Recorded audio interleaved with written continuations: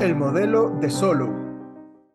Antes de empezar esta clase, voy a mencionar que para crear esta clase me basé en el material de José de Gregorio, en su libro Macroeconomía, Teoría y Políticas, y también en sus clases que tiene a disposición en su sitio web degregorio.cl. Dichas clases las adapté y modifiqué a mi gusto. El modelo neoclásico de crecimiento fue propuesto por Robert Solow, ganador del Premio Nobel en Economía de 1987. Vimos que el modelo dejara tomar la producción dependía de un solo factor de producción, el capital. Este modelo añade un nuevo factor, el trabajo, y además introduce una tercera variable a la ecuación de crecimiento, que es la tecnología. Solow mostró que no basta con el capital físico para crecer en el largo plazo, y el problema se debe a los rendimientos marginales decrecientes del capital. Si aumentamos la cantidad de capital, mientras los otros factores de producción se mantienen constantes, una unidad adicional de capital será cada vez menos productiva. Por lo tanto, el capital se puede acumular, pero su aporte marginal disminuye. Eso va a implicar que para que los países crezcan en el largo plazo, van a necesitar el progreso tecnológico. De esta manera, tanto la acumulación de capital como el progreso tecnológico son las variables clave del crecimiento económico en este modelo. Vamos a partir estudiando la versión simplificada del modelo y luego añadiremos mayor complejidad. La clase se va a dividir en las siguientes secciones. En primer lugar, el modelo de Solow con trabajo y tecnología fijos, donde lo único que varía es la cantidad de capital. Luego, vamos a añadir el crecimiento de la población y finalmente vamos a añadir el progreso tecnológico. Por último, vamos a analizar algunas aplicaciones del modelo. El modelo de Solow con trabajo y tecnología fijos. Vamos a partir describiendo la función de producción agregada.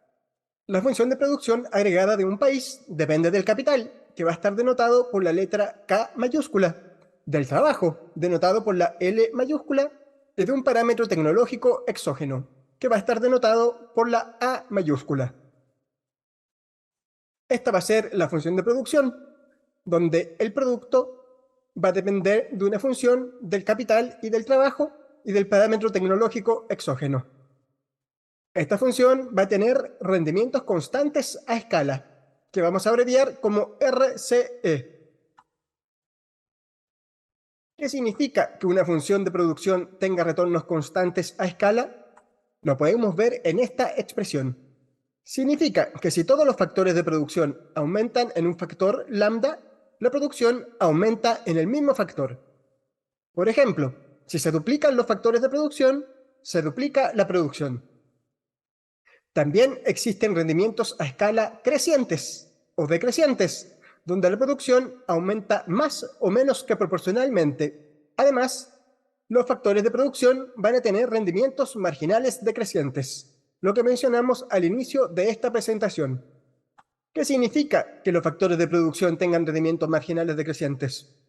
Básicamente significa que la segunda derivada de la función de producción respecto de uno de los factores de producción va a ser negativa. La primera derivada de la función de producción respecto de los factores de producción mide el producto marginal, que es siempre positivo. El producto marginal del factor Y va a ser la variación de la producción cuando dicho factor varía mientras que el otro se mantiene constante. También se conoce como productividad marginal. Es decir, que si yo aumento el capital, por ejemplo, mientras se mantiene constante el trabajo, va a aumentar la producción. Y siempre va a aumentar en una cantidad positiva. La segunda derivada de la función de producción respecto de los factores de producción muestra que el producto marginal disminuye cuando aumenta la cantidad de factor y viceversa. Esta segunda derivada de la función de producción es como la primera derivada del producto marginal. Esto significa que cuando aumenta la cantidad de factor, manteniendo el otro factor constante, el producto marginal de dicho factor disminuye. Esto es la ley del producto marginal decreciente. Ceteris paribus, el producto marginal de un factor disminuye a medida que se emplea en una mayor cantidad. Por lo tanto, si aumentamos la cantidad de capital, mientras mantenemos constante la cantidad de trabajo, el producto va a aumentar. pero en una cantidad cada vez menor. Y lo mismo es válido si aumentamos el trabajo mientras mantenemos constante la cantidad de capital. Una función que tiene las propiedades anteriores es la función de producción Cobb-Douglas, que está dada por la siguiente expresión. Aquí se observa que los factores de producción se multiplican y cada uno está elevado a un exponente. El capital está elevado a 1 menos alfa y el trabajo está elevado a alfa. Esta función de producción Cobb-Douglas va a tener retornos constantes a escala y rendimientos marginales decrecientes a los factores de producción cuando la suma de los exponentes sea igual a 1. Y típicamente este alfa, el exponente del trabajo, va a ser 2/3 y el exponente del capital va a ser 1/3. Más adelante vamos a ver que estos exponentes reflejan la participación de cada factor en la producción agregada de la economía. Vamos a partir el análisis simplificando el modelo. Dada la propiedad de retornos constantes a escala, podemos simplificar el modelo multiplicando la función de producción por un factor lambda, que va a ser igual a 1 partido por el trabajo, por el factor trabajo. Dada esta propiedad, multiplicamos cada factor de producción por lambda, que es igual a 1 partido por el factor trabajo, y también la producción. El factor trabajo que queda dividido por el factor trabajo se convierte en una constante y por lo tanto nos queda esta función de producción en términos per cápita, donde el ingreso per cápita o producto per cápita va a ser una función del capital per cápita. Y en rigor vamos a trabajar con variables por trabajador, ya que el factor trabajo corresponde al número de trabajadores en una economía, es decir, a la fuerza de trabajo, aunque también se puede interpretar como la cantidad de horas de trabajo disponibles. Por lo tanto, esta ecuación muestra que para aumentar la producción per cápita del país se requiere acumular más capital per cápita, y para lo cual se requiere invertir, ya que la producción es una función del capital per cápita.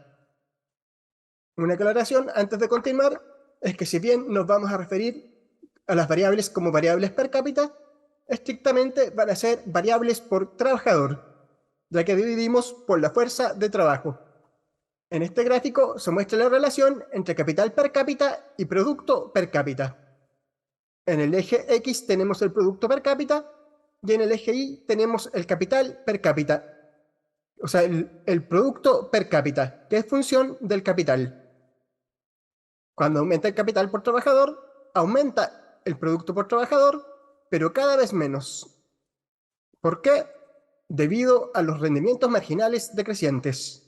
Un mayor capital por trabajador aumenta la producción, pero a tasa decreciente, o sea, cada vez menos. Y en este caso estamos aumentando el capital mientras mantenemos constante el número de trabajadores, ya que el capital per cápita es el capital por trabajador, es decir, por cada un trabajador. En este otro gráfico vemos cómo afecta el progreso tecnológico a la producción. Entonces, tenemos un país que tiene un nivel de capital per cápita K0 y este va a tener un producto per cápita I0. Después de que se produce un avance tecnológico, el parámetro A0 pasa a ser el parámetro A1. Y esto implica que para cualquier nivel de capital aumenta la producción. Es decir, podemos producir más con la misma cantidad de capital. O bien producir lo mismo con una cantidad menor de capital. Ahora vamos a caracterizar el ahorro y la inversión. El modelo de Solow asume los supuestos de economía cerrada, ausencia de gobierno y tasa de ahorro constante. Esto significa que todo lo que se produce se consume o se ahorra. Y también significa que el ahorro va a ser igual a la inversión y que el producto va a ser igual al ingreso.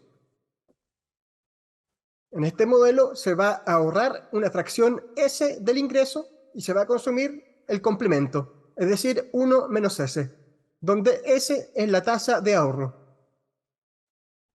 Por lo tanto, el consumo va a ser una fracción 1 menos S del ingreso, que es lo mismo que decir que va a ser el ingreso menos el ahorro, donde el ahorro es igual a la tasa de ahorro por el ingreso. Mientras tanto, el ahorro, que es igual a la inversión, va a ser el complemento. Es decir, el ingreso menos el consumo, que es igual a la tasa de ahorro por el ingreso. En este modelo, toda la conducta de consumo de los hogares se resume en el parámetro exógeno S, la tasa de ahorro. En otras palabras, estamos ocupando una función de consumo keynesiana, donde 1 menos S va a ser la propensión marginal a consumir.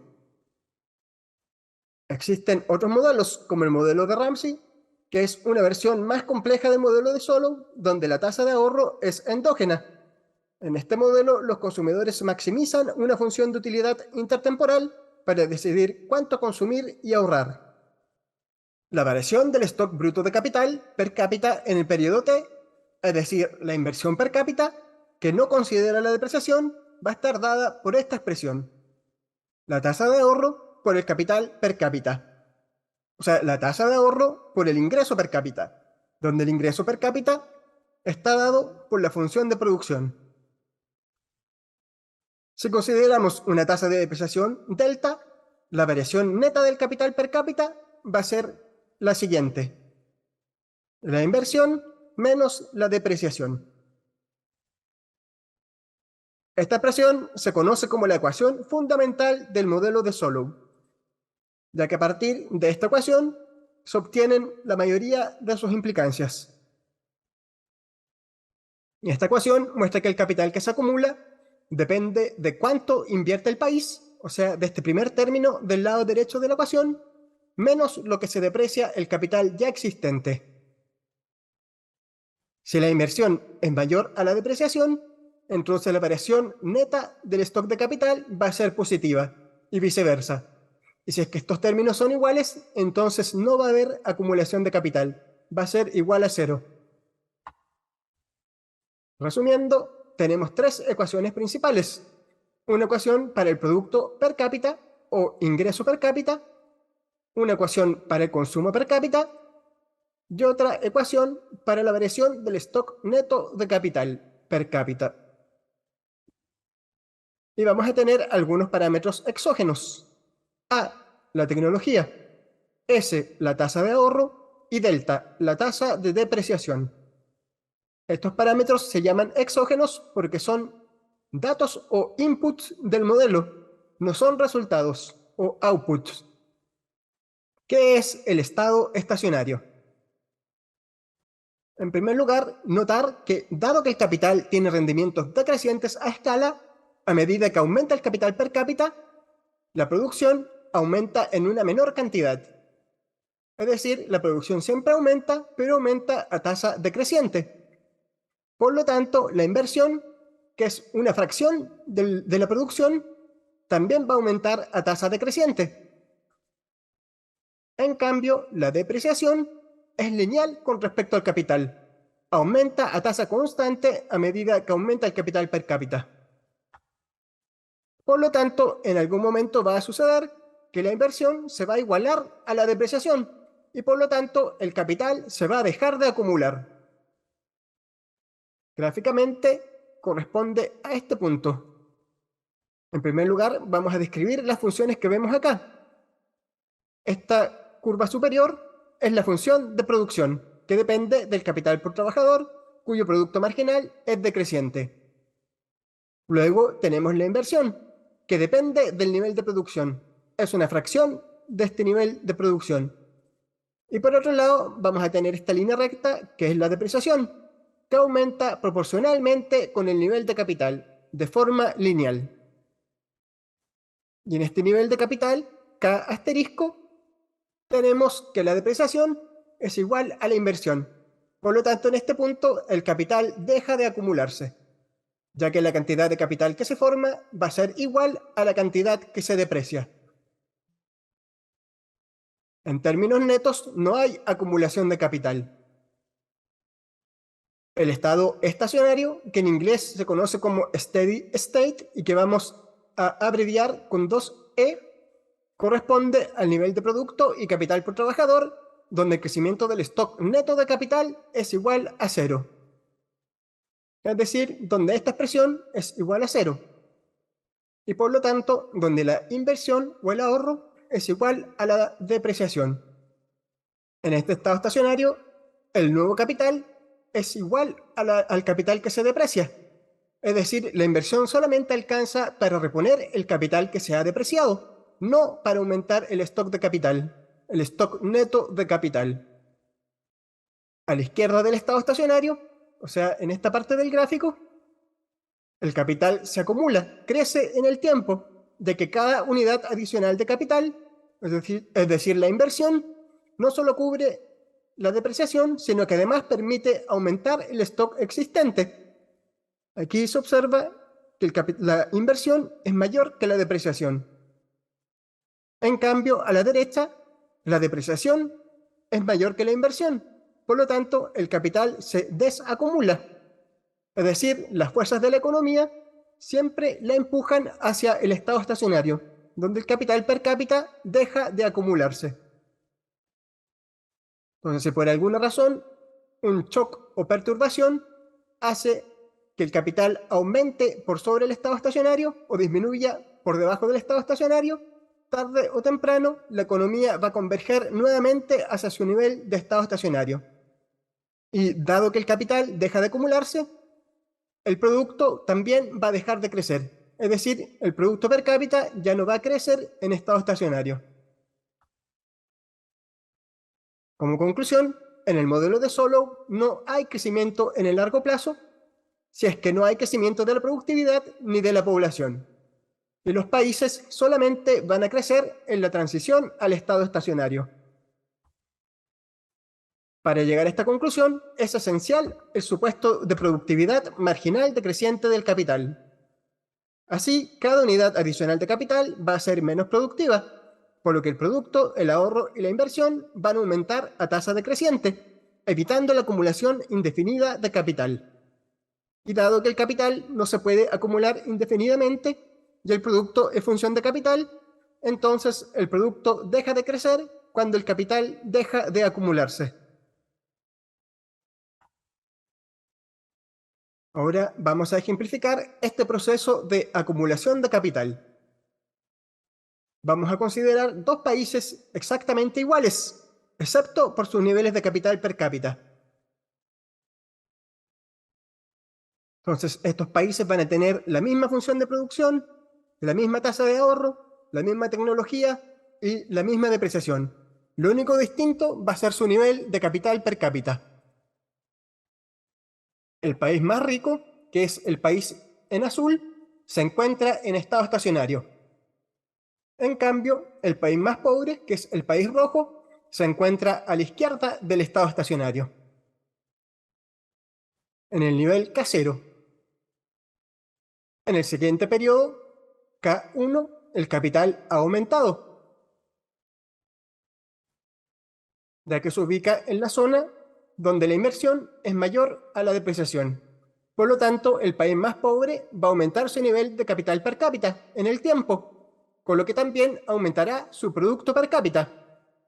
En cambio, el país más rico se encuentra estancado en su estado estacionario, en su nivel de capital y producto de estado estacionario.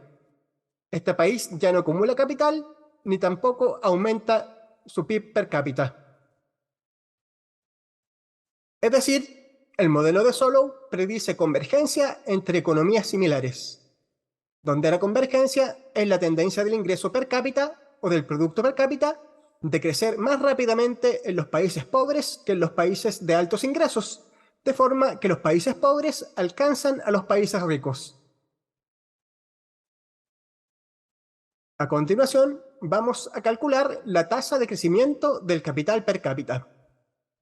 Y para eso, vamos a dividir la ecuación de acumulación de capital por el capital per cápita, ya que de esa manera podemos obtener la tasa de crecimiento del capital per cápita, que vamos a llamar gamma K. Y va a ser igual a esta expresión del lado derecho de la ecuación. Esta tasa de crecimiento del capital per cápita va a ser 0 cuando esta inversión, este término del lado izquierdo, sea igual a la tasa de depreciación. Aquí lo vemos gráficamente. donde el término del lado izquierdo de esta ecuación es esta curva y la tasa de depreciación es esta recta constante. La tasa de crecimiento del capital es 0 cuando estas dos funciones se intersectan. O sea, aquí podemos encontrar el nivel de capital de estado estacionario, donde el capital no se acumula ni se desacumula. Su variación es 0. Aquí se puede ver que a la izquierda de la intersección, la inversión por unidad de capital es mayor que la depreciación, por lo que la tasa de crecimiento del capital por trabajador es positiva.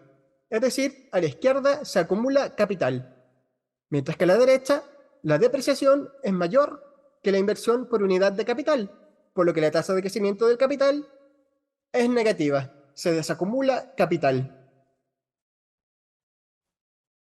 También se observa que mientras más alejado esté el nivel de capital del estado estacionario, mayor va a ser la tasa de crecimiento del capital y viceversa. Mientras más cerca estemos del estado estacionario, la tasa de crecimiento del capital per cápita va a ir disminuyendo hasta hacerse igual a 0, donde las rectas se intersectan.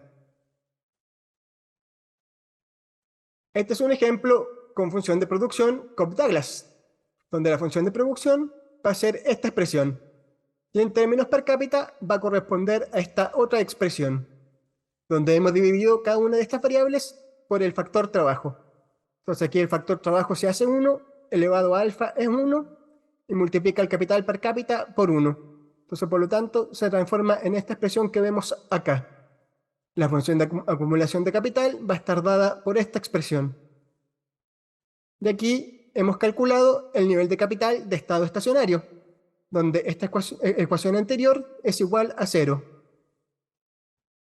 Y llegamos a esta expresión que se muestra aquí abajo, donde en primer lugar se observa que el nivel de capital de estado estacionario depende de los parámetros exógenos de la economía, de la tecnología, de la tasa de ahorro, la tasa de depreciación y de alfa, que es el exponente de la función de producción Cobb-Douglas que indica la participación de cada factor en la producción. Notar que esta ecuación implica que, ceteris paribus, manteniendo todo lo demás constante, los países que ahorran más tienen mayores niveles de capital de estado estacionario y por lo tanto un mayor producto y consumo per cápita de estado estacionario. O sea, en el largo plazo, un mayor ahorro va a conducir a un mayor nivel de consumo. Luego, para obtener el nivel de producción de estado estacionario, sustituimos ese valor de K de estado estacionario, del capital per cápita de estado estacionario, en la función de producción. Y obtenemos esta expresión. Aquí lo único que se hace es multiplicar el capital per cápita de estado estacionario por A y también se multiplican los exponentes. Para obtener el ahorro o inversión per cápita de estado estacionario, multiplicamos el ingreso, que era la expresión anterior, por la tasa de ahorro. Y para obtener el consumo per cápita, la multiplicamos por 1 menos S. La tasa de crecimiento del capital per cápita va a estar dada por esta expresión. La tasa de crecimiento del producto per cápita va a estar dada por esta expresión. No voy a mostrar en detalle el desarrollo, pero hay que hacer un truco de multiplicar por 1, por esta expresión de acá. Se reordenan las variables y luego derivamos la función de producción respecto del capital per cápita. Y así sucesivamente llegamos a esta expresión, que implica que el crecimiento del PIB per cápita va a ser proporcional al crecimiento del capital per cápita. Y este resultado va a ser general para cualquier función con retornos constantes a escala, donde 1 menos alfa es la participación del capital en la producción.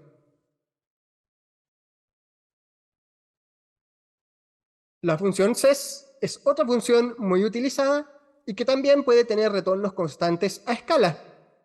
Esta función se utiliza tanto para modelar producción como utilidad. Y este sería el caso de la función de producción CES. Esta función va a tener retornos constantes a escala cuando el parámetro B b corta sea igual a 1. Y cuando este parámetro sea igual a 1 y este otro parámetro gamma tienda a 0, se puede demostrar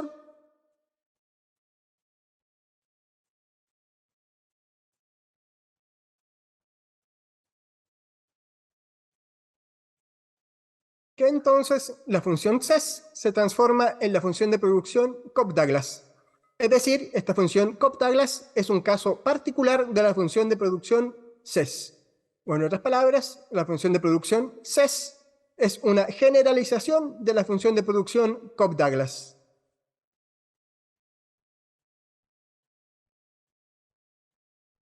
Crecimiento de la población. A continuación, vamos a añadir el crecimiento de la población o de la fuerza de trabajo al modelo de Solow. Y vamos a asumir que la población crece a una tasa exógena n. Es decir, la población va a crecer de esta manera si estamos usando tiempo discreto o de esta otra forma si es que estuviéramos usando tiempo continuo. Hasta ahora no hemos especificado si el tiempo es continuo o discreto. Y en este modelo podemos hacerlo de ambas formas, aunque generalmente es más conveniente asumir que es continuo, ya que de esa forma podemos derivar las variables respecto del tiempo.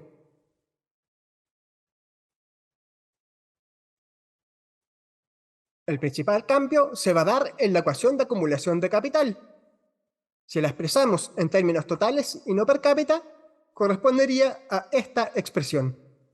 Luego, al dividir por la fuerza de trabajo, llegamos a esta otra expresión.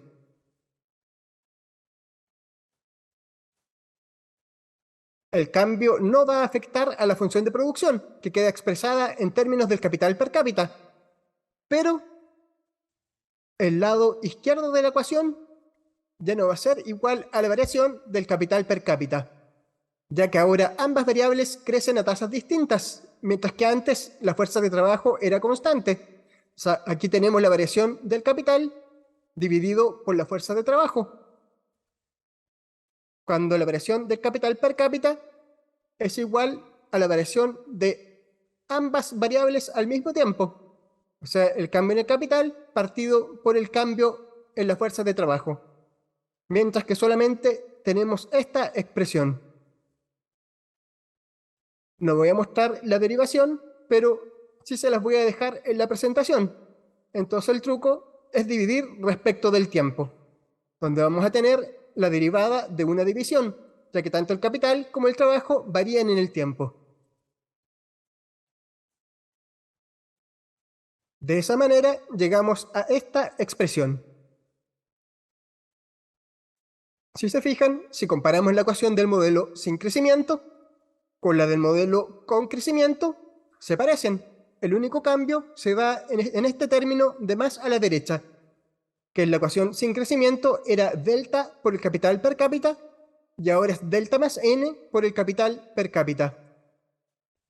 Es decir, la única diferencia es que ahora la tasa de depreciación efectiva va a ser delta más n, que corresponde a la depreciación del capital por trabajador. O sea, el capital ya no se deprecia a la tasa delta, sino a la tasa delta más n. Y vamos a ver por qué.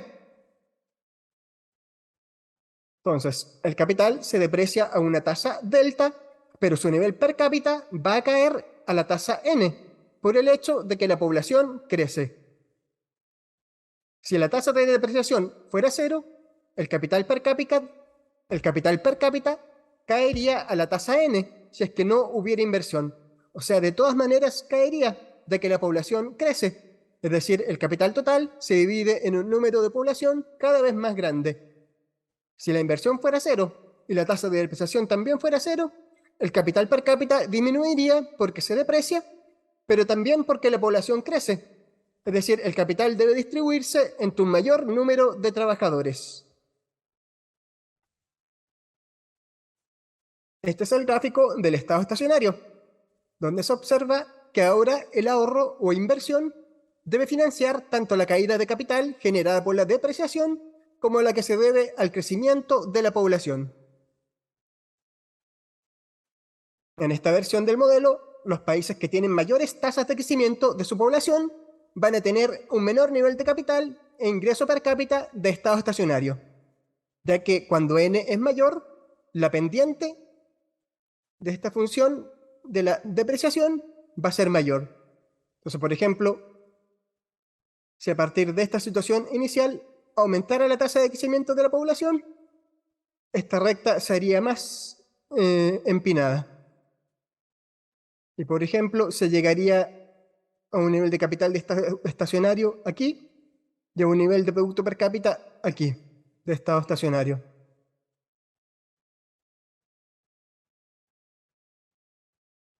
Entonces ahora vamos a ocupar la ecuación de acumulación de capital para encontrar el nivel de capital per cápita de estado estacionario.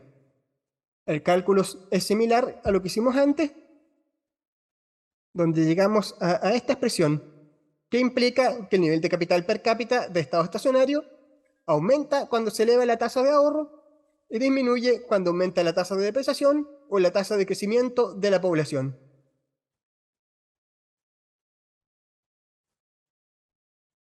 También en esta ecuación, aquí arriba tenemos el producto per cápita de estado estacionario, que podemos pasar dividiendo hacia la izquierda. Y esto implica esta expresión. El lado izquierdo es la razón capital producto de estado estacionario y va a depender de los parámetros de la economía, la tasa de ahorro, la tasa de depreciación y la tasa de crecimiento de la población. Recordar que esta razón capital producto, su inversa es una medida de la productividad de la economía. Entonces, un ejemplo numérico. Si la tasa de ahorro es alta, por ejemplo, un 30%, la tasa de depreciación es de un 5% y la población crece un 2% anual, el capital de estado estacionario va a ser aproximadamente 4 veces el producto de estado estacionario.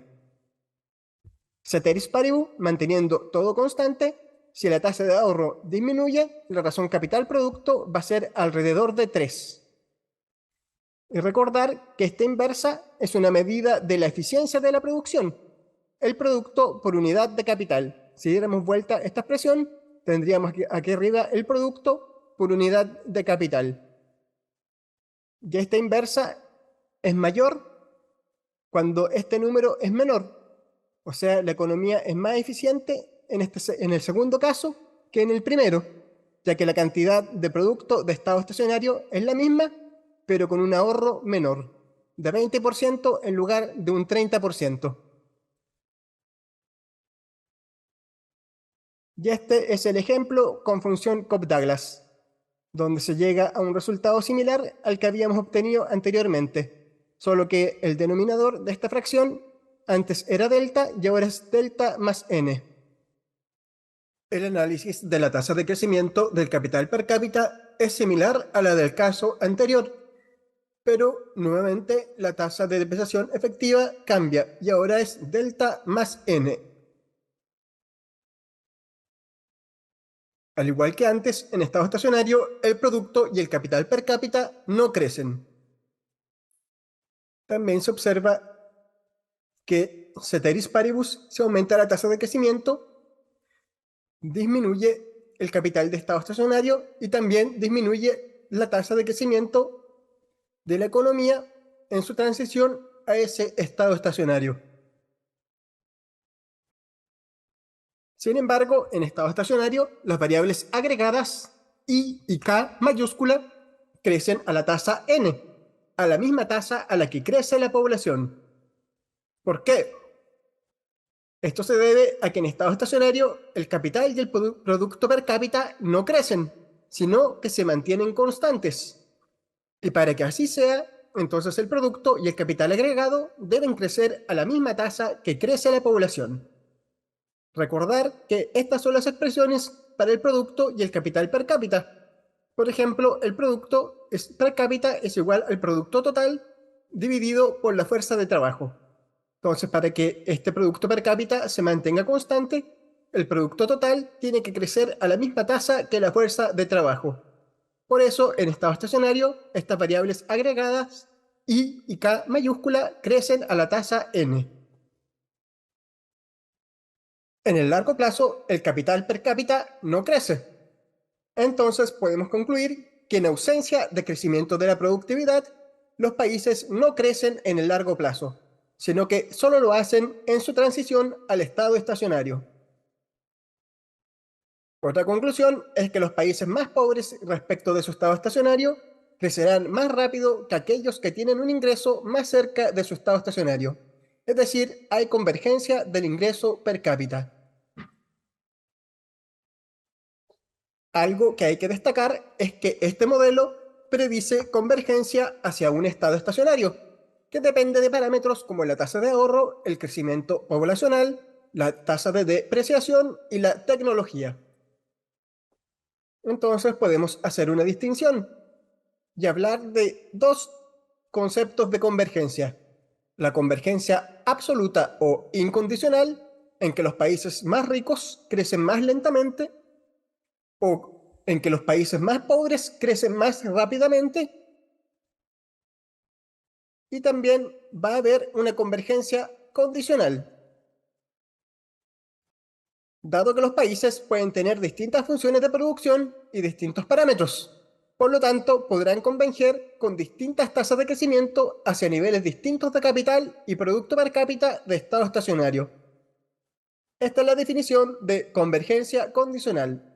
Los países más ricos respecto de su estado estacionario crecen más lentamente, o los países más pobres o alejados respecto de su estado estacionario crecerán más rápidamente. En este caso, va a ser posible encontrar un país rico que crece más rápidamente que un país pobre, y esto se debería a que el país rico está más alejado de su estado estacionario que el país pobre. Esto lo podemos ver en este gráfico, donde se muestran dos economías. La economía 1, que es un país pobre, y la economía 2, que corresponde a un país rico. Las economías son iguales excepto por su productividad, donde la productividad del país 2, el país rico, es mayor que la del país 1, el país pobre. Anteriormente vimos que los países tienen un mayor nivel de capital de estado estacionario cuando la tasa de ahorro es alta, cuando la tasa de depreciación o el crecimiento de la población es bajo. Pero los países con mayor tecnología, es decir, aquellos con mayor productividad total de los factores, también tendrán mayores niveles de capital e ingreso de estado estacionario. Esto se refleja en un parámetro A de mayor magnitud. Estos dos países están convergiendo a los niveles de capital per cápita K1 asterisco y K2 asterisco, respectivamente. E inicialmente se encuentran con niveles de capital K1 y K2, donde K2 es mayor que K1. Sin embargo, el país rico crece a una tasa mayor, debido a que se encuentra más lejos de su estado estacionario. Y esta tasa de crecimiento la vemos en esta distancia vertical entre la inversión por unidad de capital y la tasa de depreciación.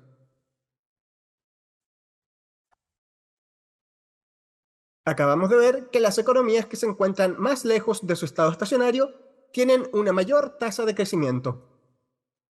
Esto se debe a que tienen un bajo nivel de capital per cápita, por lo tanto la productividad marginal del capital es alta. Según el modelo, aumentar el capital per cápita produce un gran aumento del producto y por lo tanto también aumenta la inversión, que es una fracción del producto. La evidencia empírica, de hecho, confirma la relación positiva entre crecimiento e inversión, que podemos ver aquí en este gráfico, donde en el eje X se muestra la inversión sobre el PIB promedio y en el eje Y está el crecimiento promedio del PIB real per cápita. Se observa que a mayor inversión, mayor crecimiento. Entonces surge la interrogante, ¿se debería ahorrar o invertir lo máximo posible? Y la respuesta es que no necesariamente, ya que si se ahorra mucho, quedará poco para consumir. Por el contrario, si se quiere maximizar,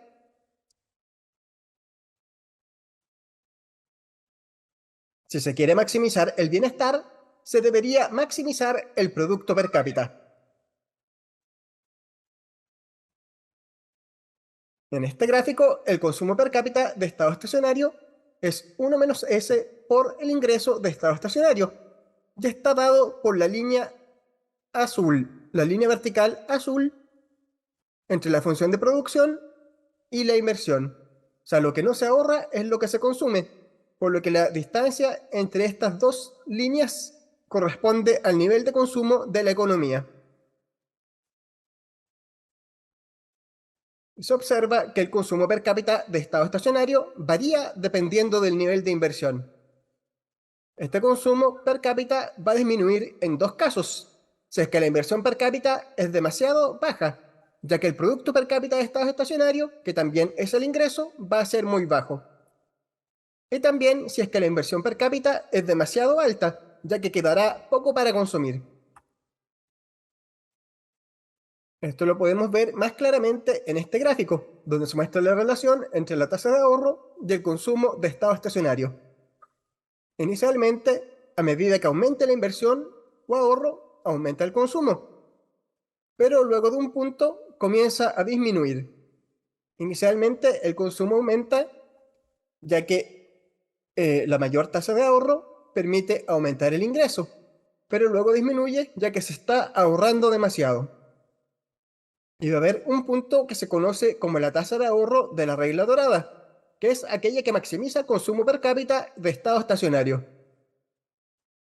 Para calcularla, primero tenemos que encontrar la ecuación del consumo per cápita de estado estacionario, cuyo cálculo se los muestro acá. Lo que hay que hacer es expresar el consumo de estado estacionario en función del capital de estado estacionario. Luego, la tasa de ahorro de la regla dorada va a ser aquella que maximice el consumo de estado estacionario. Y para encontrarla tenemos que resolver el siguiente problema de maximización. Maximizar el consumo de estado estacionario, que depende del capital. Tenemos que encontrar el capital que maximice este consumo, donde la condición de primer orden va a ser esta expresión de aquí abajo. Para resolverlo, tenemos que darle una forma funcional específica a la función de producción. Y vamos a usar el ejemplo de la función de producción Cobb-Douglas. Para que se cumpla la regla dorada, debe ocurrir lo siguiente. Si resolvemos, llegamos a esta solución, donde el capital per cápita de la regla dorada va a estar dada por esta expresión. Si recuerdan, el capital de estado estacionario estaba dado por esta otra expresión. Es decir, ambos valores van a ser iguales cuando la tasa de ahorro sea igual a 1 menos alfa. Por lo tanto, esta tasa de ahorro 1 menos alfa va a ser precisamente la tasa de ahorro de la regla dorada. Así, en el caso de la función Cobb-Douglas, la tasa de ahorro debe ser igual a la participación del capital en la producción.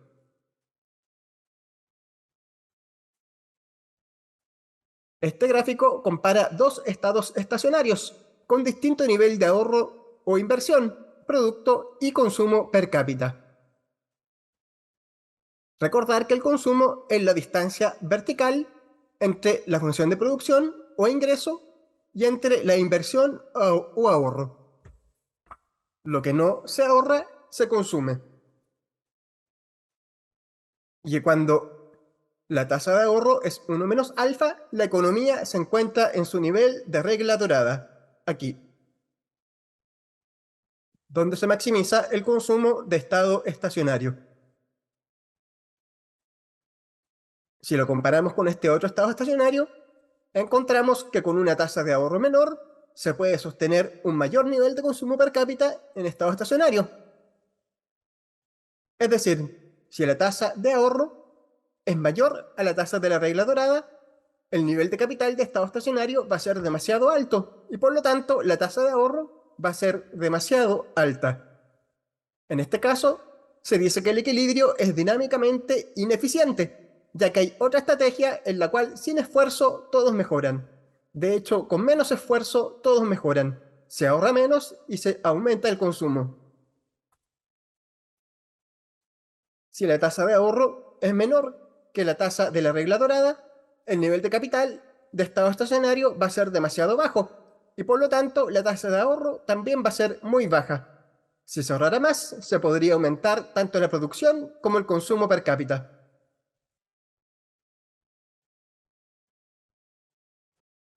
Entonces surge la pregunta, ¿puede una economía ahorrar demasiado? Cuando se ahorra mucho, la economía converge a un nivel de capital per cápita muy alto, pero donde su productividad es muy baja. Cuando el capital es muy alto, la parte que se deprecia también es grande. Por lo tanto, se requiere un mayor ahorro para reponer ese capital depreciado. Si se ahorrara menos, disminuiría el stock de capital, pero también sería más productivo, lo que permitiría consumir más. Este ahorro excesivo se ha observado solo en países desarrollados con altas tasas de ahorro, como Japón. En cambio, en países en desarrollo, esta pregunta no es relevante, ya que es claro que tienen poco capital. Los países en desarrollo pueden mejorar su bienestar aumentando el ahorro, ya que de esta manera aumenta tanto el producto como el consumo.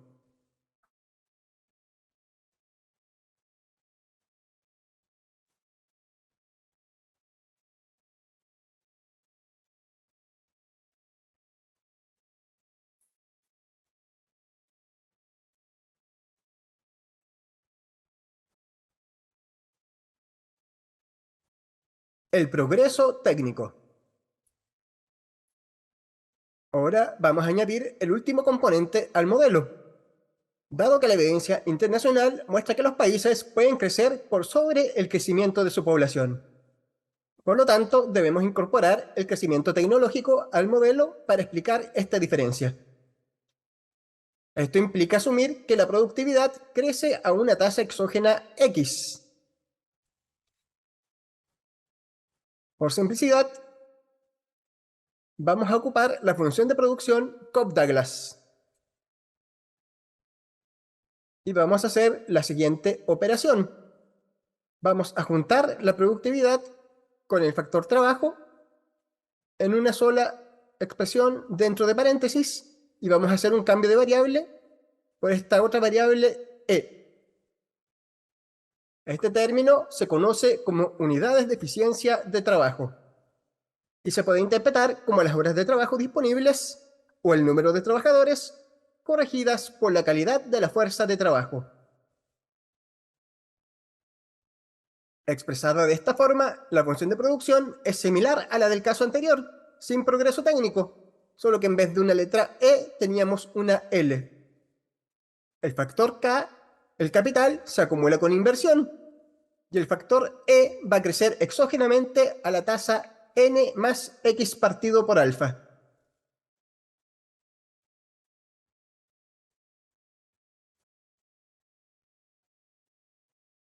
Este modelo también se va a simplificar, pero en vez de dividir las variables por la fuerza de trabajo, la vamos a dividir por E. Entonces vamos a tener variables por unidades de eficiencia. Podemos escribir la ecuación de acumulación de capital de la siguiente manera. Y esta ecuación se va a trabajar igual que en el caso anterior, aunque tomando en cuenta que las unidades de eficiencia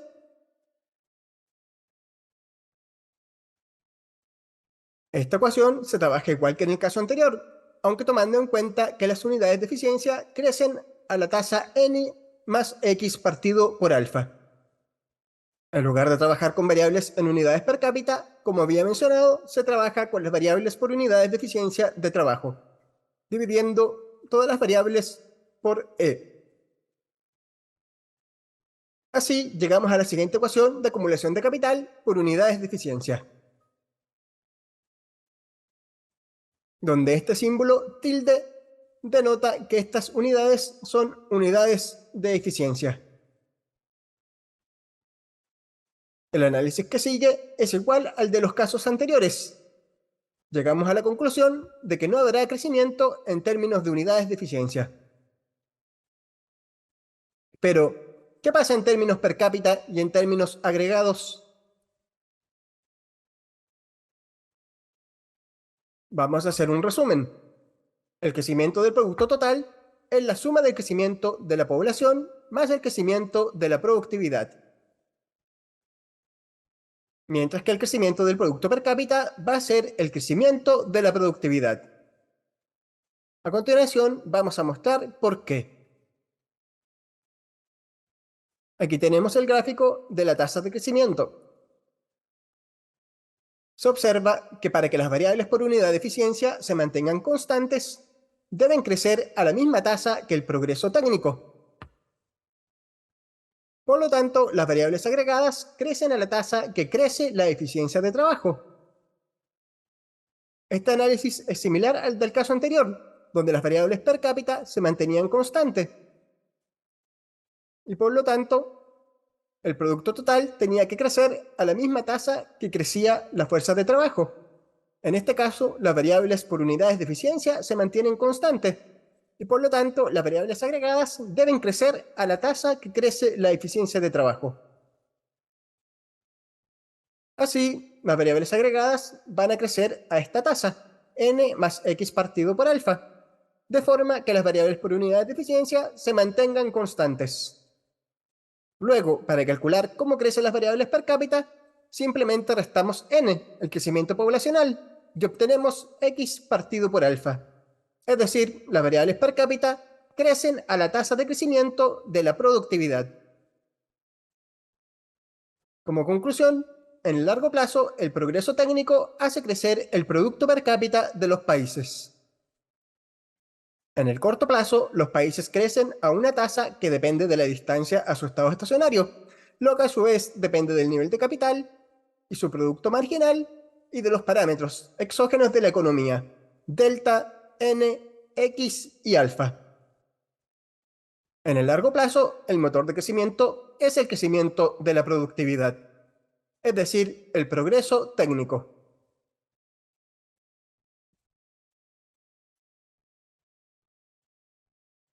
Aplicaciones. Destrucción de capital. ¿Qué pasa cuando se destruye el capital en la economía? Por ejemplo, tras un terremoto o durante una guerra, sin que se destruya la fuerza de trabajo. En este caso, el capital disminuye, moviéndose hacia la izquierda, donde su productividad marginal es mayor. Por lo tanto, una misma tasa de ahorro va a generar mayor crecimiento económico. El crecimiento del producto y del capital se aceleran. No se puede decir que también aumentará el bienestar, ya que la economía crece más rápido, pero solo para recuperar lo perdido. Por ejemplo, Europa luego de la Segunda Guerra Mundial o Chile después del terremoto del 2010. El capital, al disminuir, disminuye el ingreso per cápita, pero la tasa de crecimiento aumenta. ¿Qué pasa si aumenta la tasa de ahorro? Un aumento inesperado y permanente de la tasa de ahorro hace que la economía llegue a un nuevo estado estacionario con un mayor stock de capital, producto y consumo. En el gráfico superior, la curva inferior aumentaría. Y en el gráfico inferior, la curva se movería un poco hacia la derecha. También se va a producir un aumento de la tasa de crecimiento durante la transición al nuevo estado estacionario, ya que la economía se va a encontrar transitoriamente más alejada de su estado estacionario. ¿Qué pasa si aumenta el crecimiento de la población? Esto implica que la economía debe invertir más para mantener el mismo nivel de capital per cápita, ya que se va a depreciar más rápidamente en términos de unidades por trabajador. El capital se va a repartir entre más trabajadores mientras más rápido crezca el número de trabajadores. Por lo tanto, manteniendo todo lo demás constante, cae el nivel de capital de estado estacionario. Esta caída del stock de capital produce una caída del producto y del consumo.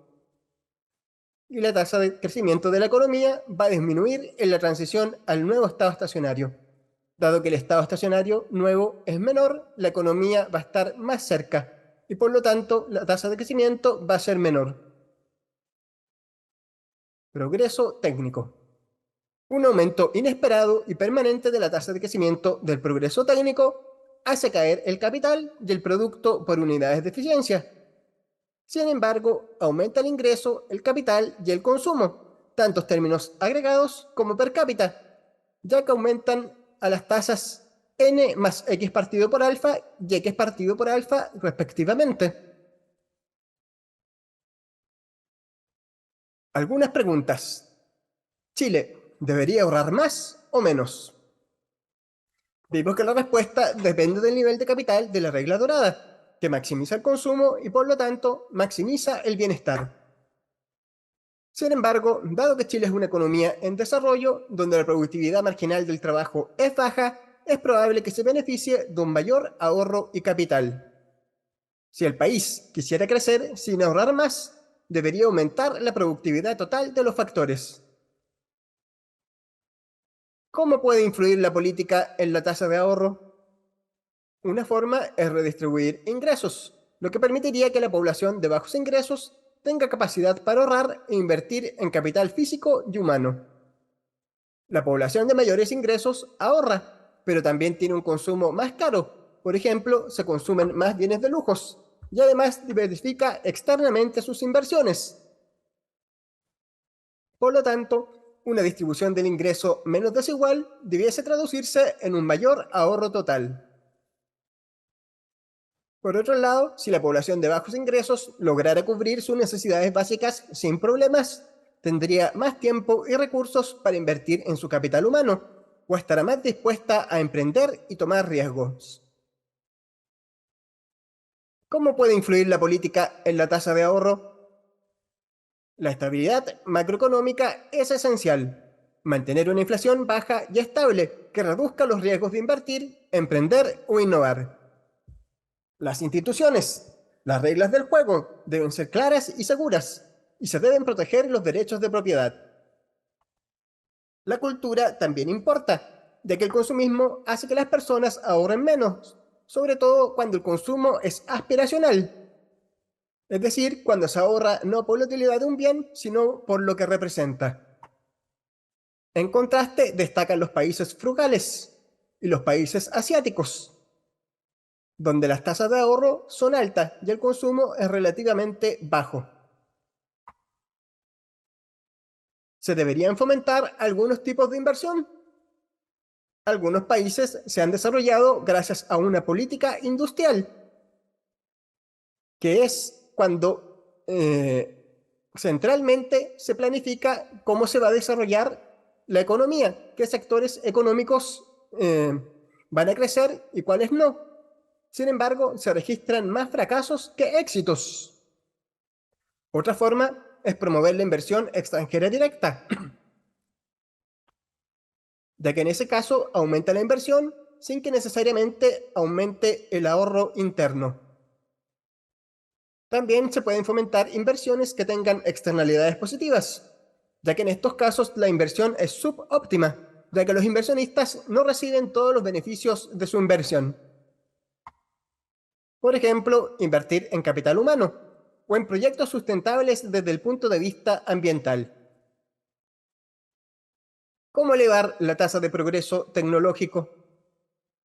Hay varias formas. Uno, invertir en investigación y desarrollo, proteger los derechos de propiedad, ya que indirectamente se promueve la inversión y la innovación, premiar la innovación y tolerar el fracaso, desarrollar la industria manufacturera, ya que existe evidencia de que esta industria se asocia a ganancias de productividad, diversificar las exportaciones, por las mismas razones que antes, promover una eficiente asignación de recursos e incentivar la transferencia tecnológica.